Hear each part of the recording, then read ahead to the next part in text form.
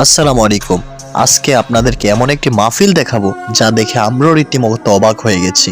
আপনারা এই সম্পর্কে হুজুরের মুখ থেকেই শুনুন। হয়েছে লক্ষ লক্ষ টাকা খরচ হবে, আপনারা মুরব্বীরা দোকান পাটি করতেছেন।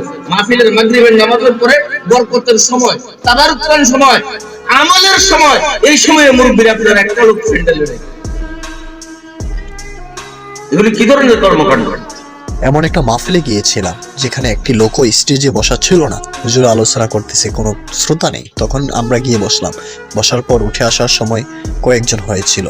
তো আমি ওই সকল কমিটির লোকদেরকে বলবো যে আপনারা মাহফিল আয়োজন করেন, যদি শ্রোতেই না থাকে তাহলে মাহফিল আয়োজন করার কোনো দরকার নেই। আপনারা হেদায়েতের বাণী কাকে শোনাবেন?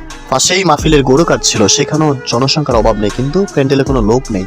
তো তো সেখান থেকে চলে যায় দোকানপাটে। সেখানে গিয়েও দেখি যে পাবলিকের অভাব নেই, পাবলিক ভরপুর, কিন্তু মাহফিলের ওয়াজ শোনার মতো কোনো শ্রোতা নেই। হুজুরের ওয়াজ হুজুর করতেছে, পাবলিকের কাজ পাবলিক করতেছে। আল্লাহ সবাইকে হেদায়েত দান করুক, আমিন।